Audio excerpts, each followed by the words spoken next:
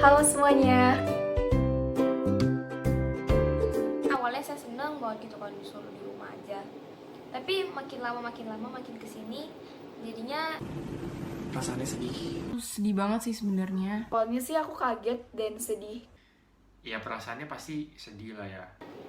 saya juga mulai bosan, mulai jenuh, mulai kayak pengen main lagi sama teman-teman.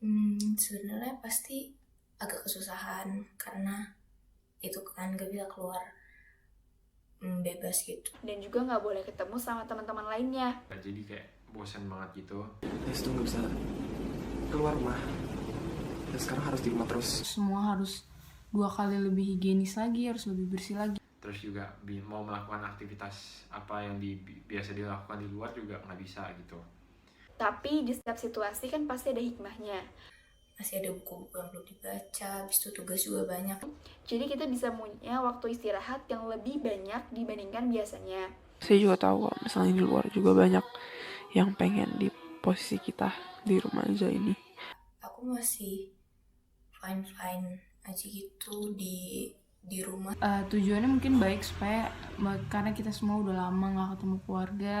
Kita bisa lebih akrab, lebih sering kumpul sama keluarga kita. Dan kita juga bisa mencoba keterampilan baru. Jadi ya udah disyukurin aja. Habis corona, hal yang paling mau dilakukan adalah Saya ingin bertemu teman-teman saya, ketemu teman-teman, Pergi. bermain basket di luar. Kumpul sama teman-teman. Ke gereja. ya pengen main, bosen banget. Ketemu sama teman. Pengen main sama teman-teman. Bisa pergi ke sekolah juga.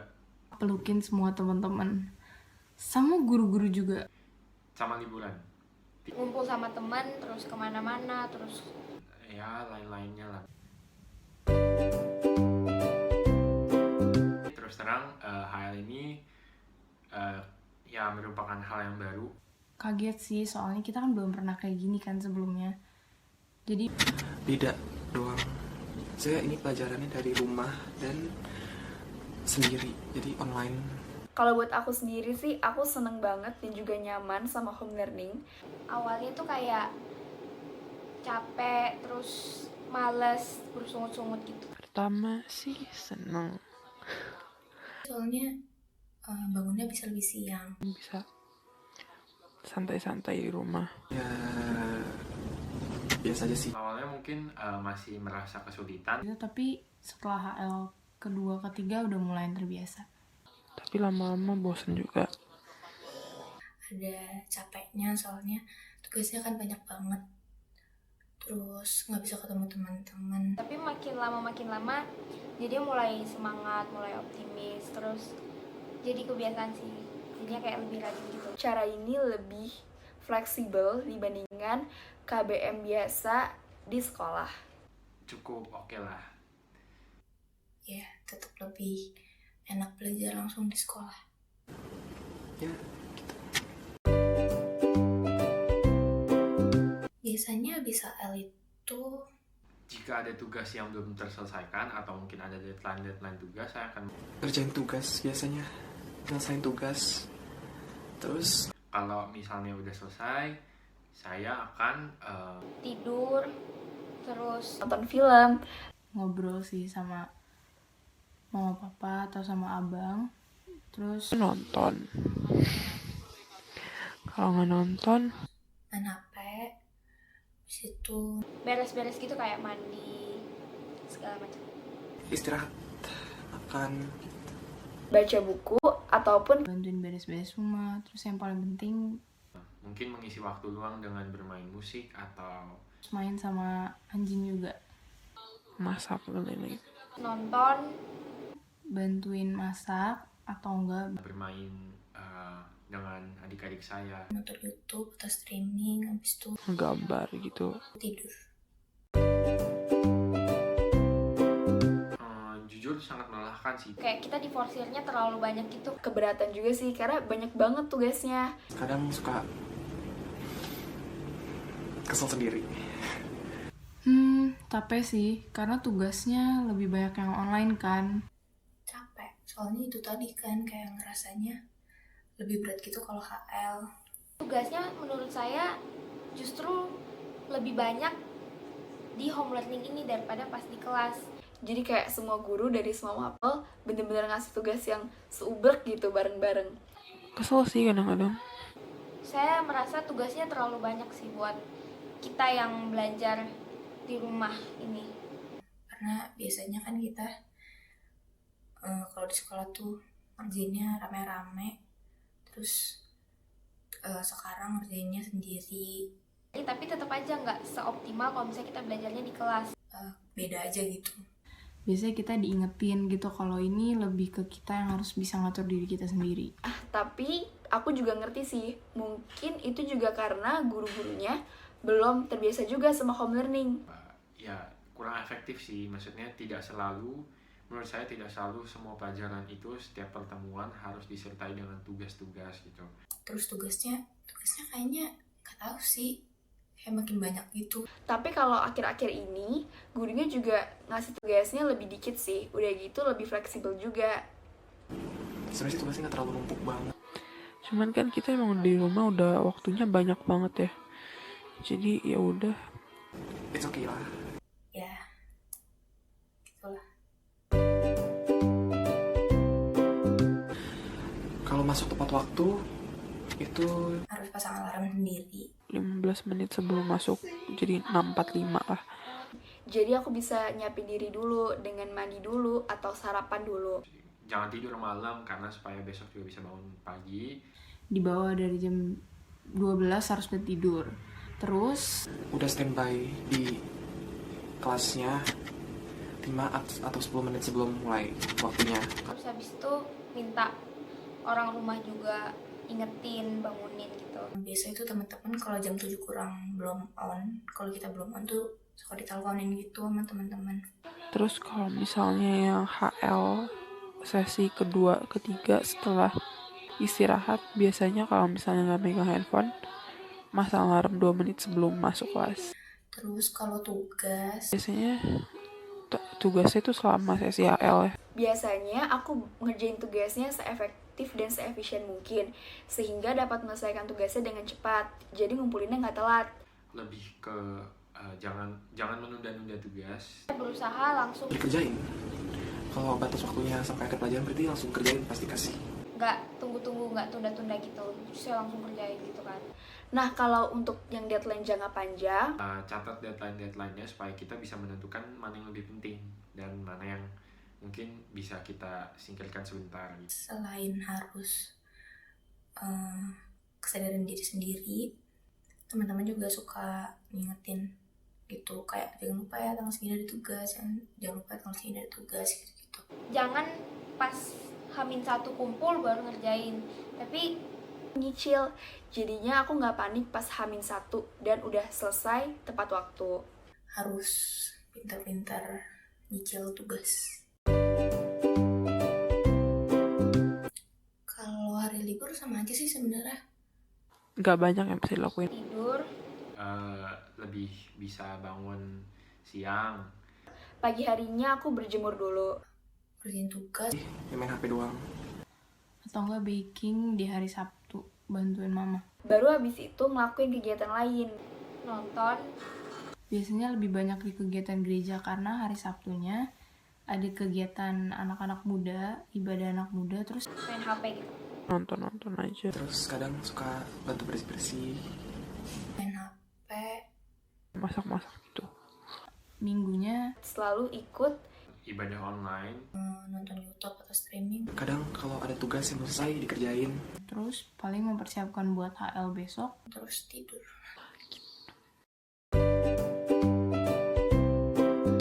Ya ini sih udah pertanyaan yang sangat jelas ya. Bosan lah. Bosan. Belum bosan sih sebenarnya. Pasti bosan. ya jujur pasti adalah rasa bosan. Bosan banget di rumah, bosan banget. Bosan banget. Soalnya tugasnya kan banyak.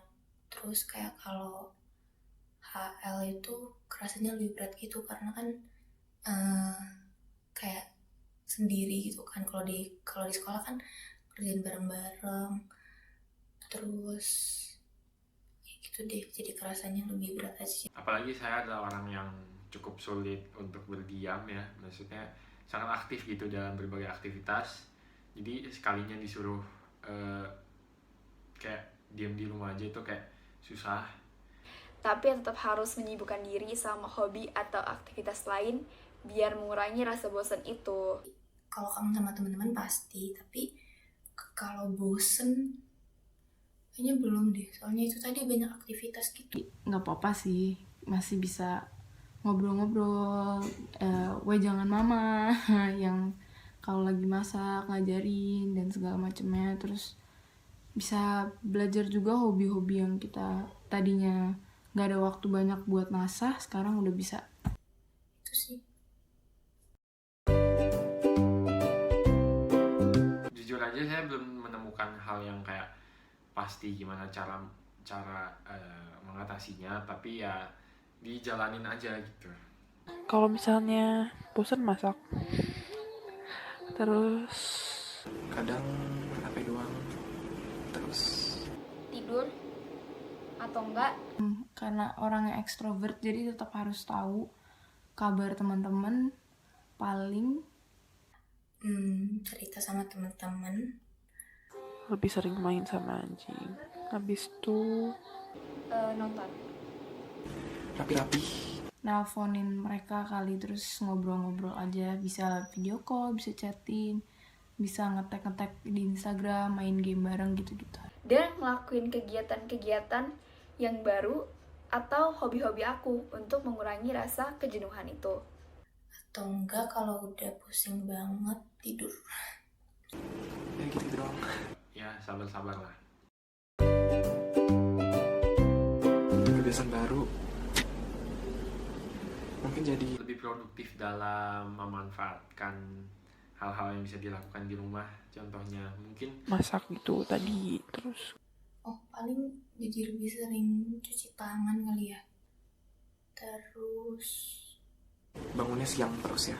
Terus dalam bermusik saya mungkin bisa membuat cover-cover yang lebih kreatif atau mungkin dan lain-lainnya juga. Tidurnya jadi lebih banyak, ada tidur pagi, tidur siang, tidur sore, tidur malam gitu kan. Jadi kayak kebiasaan tidurnya jadi lebih banyak. Terus habis itu New interest nggak ada sih. Kalau emang suka nulis dan suka nyanyi, paling gambar. Terus masak mungkin. Karena sebelumnya aku sama sekali gak suka yang namanya masak. naikin skill atau improvement aja. Sama sekarang karena kalau HL kan tugasnya banyak gitu kan. Jadi kerjain tugasnya dibikin agak niat. lebih mandiri. udah mulai biasain diri kalau habis dikasih tugas langsung dikerjain gitu biar nggak numpuk. Saya lebih sering renungan, lebih rajin, lebih juga ada persekutuan doa dengan keluarga yang rutin lah dalam seminggu gitu. baca buku novel, buku sajak gitu-gitu. Jadi lebih nyari inspirasi baru untuk nulis lagu atau nulis puisi dan segala macamnya.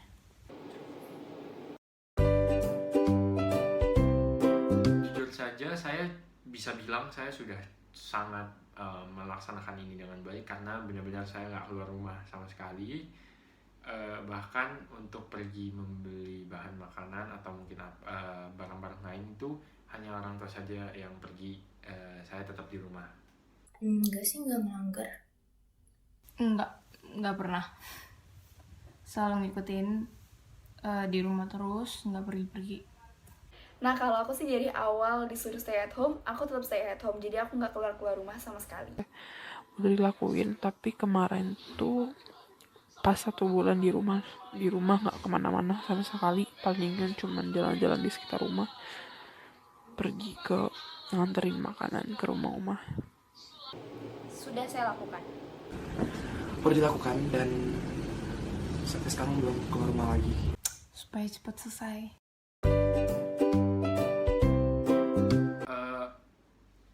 Keadaan dengan keluarga keluarga baik. Biasa aja sih. Biasanya cuma ngobrol aja, jadi nggak ngaruh. Relasi sama keluarga baik. Jadi lebih lebih akrab, terus lebih suka berantem juga. Terus tapi komunikasinya sih lebih lancar. Relasinya cukup baik. Ya sebenarnya sih sama aja, tapi kita bisa lebih akrab karena kita punya waktu kumpul sama keluarga lebih banyak. Relasi sama orang tua baik-baik aja, sama keluarga sama abang juga nggak apa-apa. So far semuanya baik. Puji Tuhan tidak pernah semua berjalan dengan baik. Nggak harus berantem. Nggak pernah bermasalah karena HL. Sejauh ini sih Gak pernah sih sampai sekarang. Enggak sih, nggak pernah berantem. Harus berantem itu pasti wajar lah ya. Berantemnya tapi berantem yang kecil-kecil gitu, kayak berantem antar orang tua dan anak.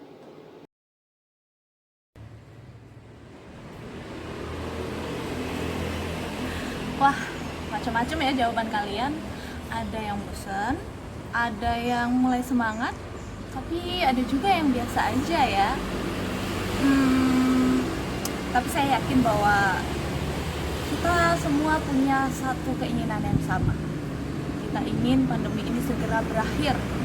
Kita udah kangen pengen ketemu teman-teman, pengen jalan-jalan, pengen nongkrong-nongkrong. Tapi yang harus kita lakukan saat ini adalah kita tetap di rumah, ikuti aturan pemerintah. Dan satu hal lagi yang tidak kalah penting adalah kita harus tetap sabar. Sabar memang mudah diucapkan, tapi agak susah ya untuk dilakukan. Coba yuk kita mau coba untuk sabar dalam menghadapi situasi ini. Karena kalau mau kita lihat dalam Alkitab, sabar merupakan bagian dari buah roh. Saya akan bukakan untuk kita semua ya. Walaupun saya tahu kalian sudah hafal ya buah roh. Tapi kita mau buka di Galatia 5 ayat 22-23. Tetapi buah roh ialah kasih, sukacita, damai sejahtera, kesabaran, kemurahan, kebaikan, kesetiaan, kelemah lembutan, dan penguasaan diri. Nah, hidup kita sebagai orang percaya diharapkan bisa menghasilkan buah roh. Salah satunya, mari kita coba untuk bersabar menghadapi situasi ini. Bukan begitu Pak Ruben? Nah, betul banget kata Bu Kenanga. Bicara soal kondisi sekarang ini, negara kita yang sedang dilanda virus corona. Kita tahu, kita diminta atau dianjurkan oleh pemerintah untuk tetap di rumah aja. Itu ya. Kita sudah 2 bulan menghadapi kondisi sekarang ini. Yang pasti namanya rasa kangen itu pasti ada. Tadi Penanga sudah bilang, kangen ke sekolah, belajar bareng, ketemu guru, bercanda tawa itu pasti ada. Tetapi kita diminta untuk menaati peraturan pemerintah untuk di rumah aja. Bicara soal menaati peraturan, ini ada keterkaitannya dengan sifat sabar. Bagaimana kita bisa menaati peraturan kalau kita tidak sabar? Apalagi kondisinya sudah 2 bulan kita seperti ini. Pernah nggak sih kita berpikir sabar itu seperti apa sih? Tadi Penanga sudah bilang ya dalam buah-buah rohnya. Tetapi kalau dari saya, sabar itu melebihi sifat seorang pahlawan. Hah, kaget dong. Wah, kok sabar melebihi sifat seorang pahlawan? Ada ayatnya. Kita buka ayatnya di Amsal 16 ayat 32. Saya bacakan ya. Orang yang sabar melebihi seorang pahlawan.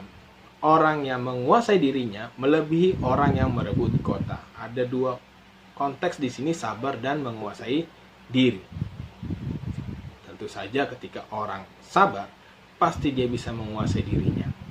Dengan dia sekarang ini kondisinya tidak keluar-keluar, tidak keluar rumah atau yang lain-lain. Nah, bicara soal pahlawan juga sempat kemarin disinggung di media sosial, ada lucu-lucuan ya. Sekarang ini kalau mau jadi pahlawan gampang. Tinggal rebahan aja di rumah, itu sudah katakan sebagai pahlawan. Bener juga sih. Tapi jangan jadikan kamu selama 2 bulan ini ya rebahan dong. Jangan gitu juga. Maksimalkan kondisi sekarang ini kalian mengeksplor diri kalian, mengasah kemampuan kalian. Jika sebelumnya kalian rasanya kayaknya sibuk banget, waktunya kalian tuh mepet banget.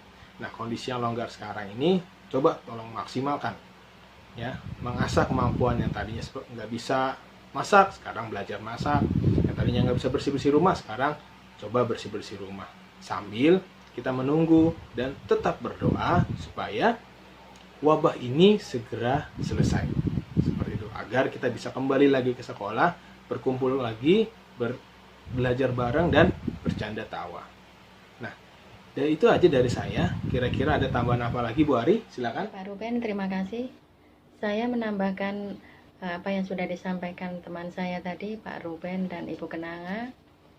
Tadi dijelaskan oleh Pak Ruben bahwa kita harus bersikap sabar dalam menghadapi wabah COVID-19.